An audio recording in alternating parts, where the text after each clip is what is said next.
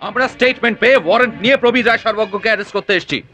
কে statement দিয়েছে? আপনার বড় বৌমা স্বাতী রায় সর্বজ্ঞ। যা বেরিয়ে যা, তোর মুখ আমি দেখতে চাই না। তোর মতো অলক্ষে মেয়ে বাড়িতে থাকলে সব জ্বলে পুড়ে ধ্বংস হয়ে যাবে। আমি জানতাম মা। এতদিনে তোমার আমার কথা মনে পড়লো বৌদি। কেউ আমাকে দেখতে আসেনি। মনে মনে তোমাকে কত খুঁজেছি। তুই যেমন কষ্টে আছিস আমি একদম জানতাম না। সকলে মিলে বলল তুই ভালো আছিস। মোটেও ভালো নেই বৌদি। আমার ভীষণ কষ্ট হচ্ছে। তুই চিন্তা করিস না, তুই দেখবি অল্প দিনের মধ্যেই ভালো হয়ে আমাদের বাড়ি ফিরে আসবি।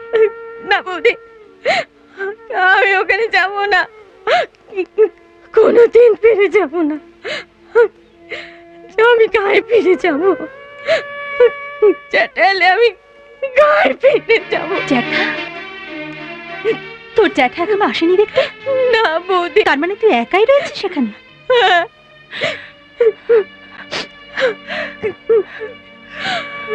কে জানে জ্যাঠা খবর পেয়েছে কিনা কে জানে। আমি তো জ্যাঠাকে খবর পাঠিয়ে দেব, তিনি শিগগির তোকে এখান থেকে নিয়ে যাবেন। তুই ব্যস্ত হোস না মুন্নি, সব ঠিক হয়ে যাবে। আমি আর ভালো হবো না বৌদি। কে বলেছে তুই ভালো হবি না? তুই কি ডাক্তার? আমার ভীষণ কষ্ট। এই দেখো,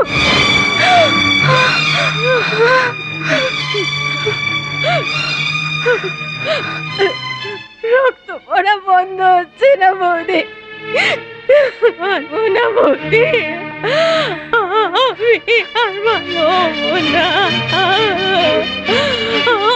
আমার ভীষণ কষ্ট হচ্ছে বৌদি। থ্যাংক ইউ, আপনার বয়ান দেওয়াতে পুলিশের খুব সাহায্য হয়েছে। কিন্তু বেচারি মুন্নিকে আপনাদের পুলিশ ডিপার্টমেন্ট কি সাহায্য করেছে? নদীর পাড় থেকে তুলে এনে হাসপাতালে পাঠিয়ে দিলে আপনাদের কর্তব্য শেষ হয়ে গেল? কি বলছেন ম্যাডাম? আপনাদের কেউ নেই ওর কাছে। ট্রিটমেন্ট ঠিকভাবে হচ্ছে কিনা সেটাও দেখার মতো কেউ নেই। ওর জ্যাঠাকে এ পর্যন্ত কোনো খবরই পাঠানো হয়নি। ব্যস্ত হবেন না ম্যাডাম, আমি ওর গায়ে খবর পাঠিয়ে দিয়েছি। আজ কালের মধ্যে কেউ না কেউ ওর জ্যাঠাকে নিয়ে পৌঁছে যাবে। কিন্তু ম্যাডাম একটা কথা বলুন তো, আপনি স্টেটমেন্ট দেওয়ার বর্তমান যে ডিসিশনটা নিয়েছেন পরে আবার সেটা বদলে যাবে না? মানে? এমনি বহু কেসে দেখেছি, সাক্ষী থানাতে যা স্টেটমেন্ট দেয় কোর্টে গিয়ে তা বদলে যায়। সাফাই গিয়ে বলে পুলিশ ধমক দিয়ে এরকম স্টেটমেন্ট লিখিয়ে নিয়েছিল। তাছাড়া আপনার স্বামী বর্তমানে বাইরে গিয়েছে, উনি ফিরে এলে হয়তো সিচুয়েশনটা বদলে যেতে পারে। আপনি আপনার স্টেটমেন্টটা ফিরিয়ে নিতে পারেন। সত্যি কথা বলতে আমি কখনো পিছু পা হই না। আমার সেদিনই সত্যি কথাটা বলা উচিত ছিল। আমি মনে মনে ভীষণ অনুশোচনায় ভুগছি বিনোদবাবু। আমি চাই যে মুন্নিকে কোনো বড় হাসপাতালে রেখে ওর চিকিৎসা করা হোক। আর ঠাকুরকে ডাকছি ও যেন শিগগিরই ভালো হয়ে যায়। কিন্তু বিনোদবাবু, আপনি আমাকে কথা দিন, আমার স্বামী আমার শ্বশুর শাশুড়ির যেন কোনো রকম ক্ষতি না হয়। আমি আপনাকে কথা দিচ্ছি, আপনার এই কেসের জন্য আমার যা করার আমি করব। আমি আপনার কথা নিশ্চয়ই রাখবো। যান, আপনার স্টেটমেন্ট রেকর্ড করে দিয়ে আসুন প্লিজ।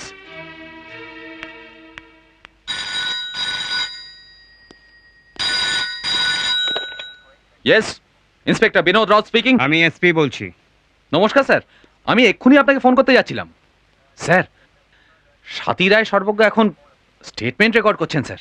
ভেরি গুড নিউজ, তাহলে কেসটা সলিড হয়ে গেল। স্যার, আজ সকালে ধনঞ্জয় রায় সর্বজ্ঞ ফোন করেছিল, 3 লক্ষ পর্যন্ত উঠেছিল। Interesting, very interesting. Sir, Swati Roy সর্বজ্ঞ স্টেটমেন্ট হাতে এসে গেলে রেট আরো বেড়ে যাবে। Just a minute Binod. Chowdhury সাহেব, বড় বউ স্বাতী রায় সর্বজ্ঞ তো স্টেটমেন্ট দিয়ে গেল, কিন্তু কেসটা চাপার ব্যাপারে ধনঞ্জয় বাবু 3 লক্ষ পর্যন্ত দিতে রাজি আছেন। কেসটা চেপে দেওয়ার জন্যে ধনঞ্জয় যত টাকা দেবে, চাঙ্গা করার জন্যে আমি তার থেকে 1 লক্ষ টাকা বেশি দেব। দেখবো এ রেসে কোন ঘোড়া জেতে। হ্যালো বিনোদ, কেসটা এখন খুব সিরিয়াস দিকে টার্ন নিয়েছে, তোমাকে এখন খুব সাবধানে প্রসিড করতে হবে। Excuse me. কি আছে? কেন এসছেন? প্রবীরকে অ্যারেস্ট করতে এসেছি। এই তো, এই দাঁড়াও, come down I say, come down. এই হাত করে লাগাও। ইন্সপেক্টর, আপনি এটা অন্যায় করছেন। আমার স্বামী বাড়ি না ফেরা পর্যন্ত আপনি ওকে অ্যারেস্ট করতে পারেন না কিছুতেই। তুই ব্যস্ত হোস না শৈল, আমি হোম মিনিস্টারকে ফোন করছি। আপনার যেখানে ফোন করার দরকার ফোন করুন। আমরা স্টেটমেন্ট পেয়ে ওয়ারেন্ট নিয়ে প্রবীর রায় সর্বজ্ঞকে অ্যারেস্ট করতে এসেছি। কে স্টেটমেন্ট দিয়েছে? আপনার বড় বৌমা স্বাতী রায় সর্বজ্ঞ। এই চলো।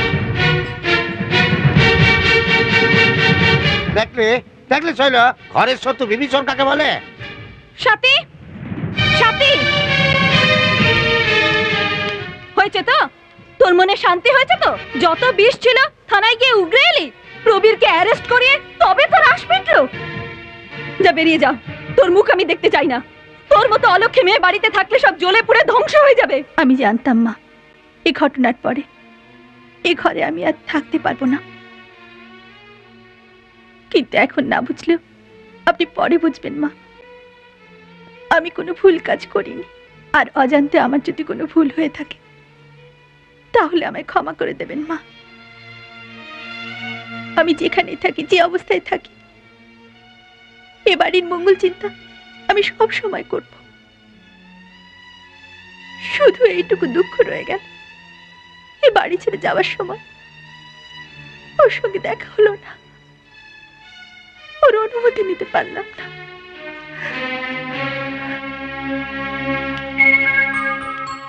আসি মা। নারীর জনম বলো কেন সৃষ্টি হয়, হলো যদি প্রভু তাকে কষ্ট কেন দেয়। নারীর জনম বলো কেন সৃষ্টি হয়, হলো যদি প্রভু তাকে কষ্ট কেন দেয়। মায়ের রূপ যে নারী, শক্তিময়ী যে নারী, মায়ের রূপ যে নারী, শক্তিময়ী যে নারী, কেন সে চোখের জলে বুক ভাসায়, কেন সে চোখের জলে বুক ভাসায়। নারীর জনম বলো কেন সৃষ্টি হয়, হলো যদি প্রভু তাকে কষ্ট কেন দেয়। বৌদি, তুমি? হ্যাঁ ম্যাডাম, রায় সর্বজ্ঞ ঘরের দুধে ভাতে বড় অ্যাসিডিটি হলো। সব থেকে বেশি হলো যেদিন মুন্নি রেপড হলো।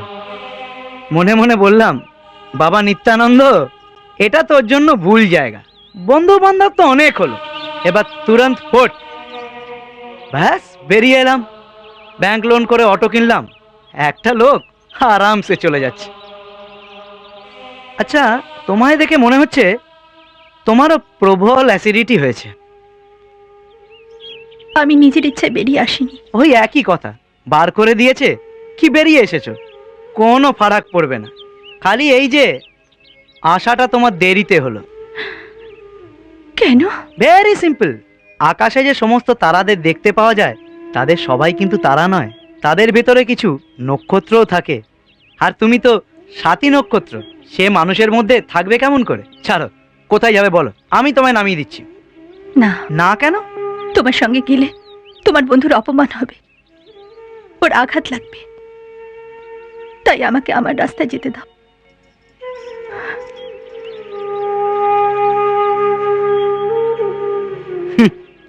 এই অ্যাসিডিটি ছাড়া আর কিচ্ছু না।